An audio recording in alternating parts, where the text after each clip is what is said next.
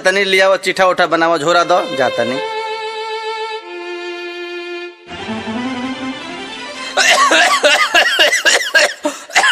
बाबूजी आ गइले। अरे माई देख देख बाबूजी आ गइले।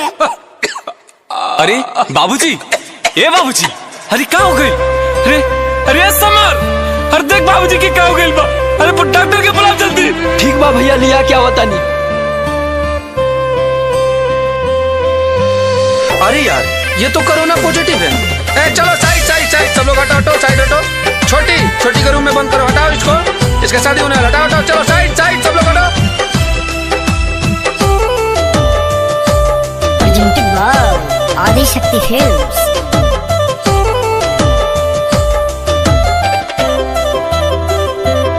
पापा रउआ जनी घबराई, हम बेटा के फर्ज निभाई।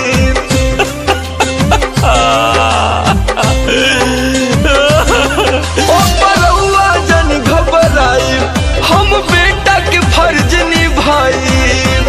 रउआ फिर हो सब हमारा दिल के ये मलाल बा। डॉक्टर साहब हमारा बाबूजी के बचा ली।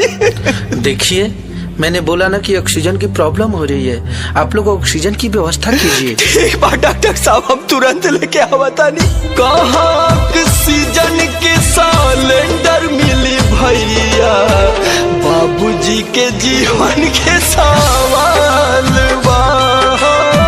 कहाँ ऑक्सीजन के सिलेंडर मिली भैया, बाबूजी के जीवन के सवाल बा। हेलो, हाँ भैया बोल। अरे बाबूजी ना बचले रे। क्या कहता रे भगवान।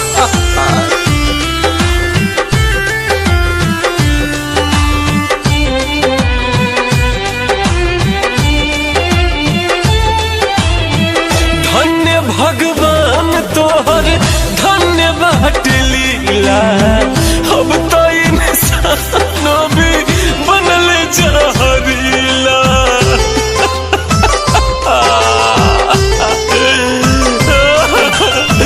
धन्य भगवान तोहर धन्य बाट लीला, अब तो इंसानो भी बनल जहरीला।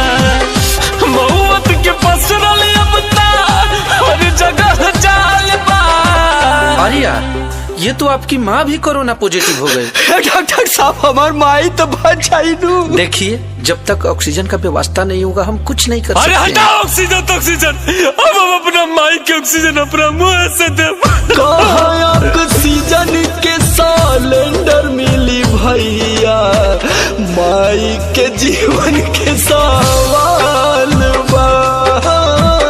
कहाँ ऑक्सीजन के सिलेंडर मिली भैया, माई के जीवन के सवाल बा।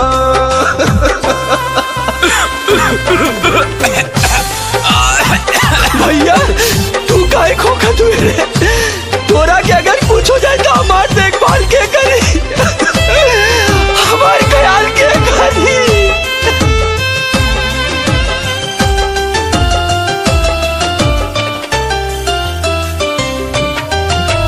दशरथ ऐसन बाप छिनला, कौशल्या ऐसन माई, अब काहे विधाता छिनबा राम जैसन भाई।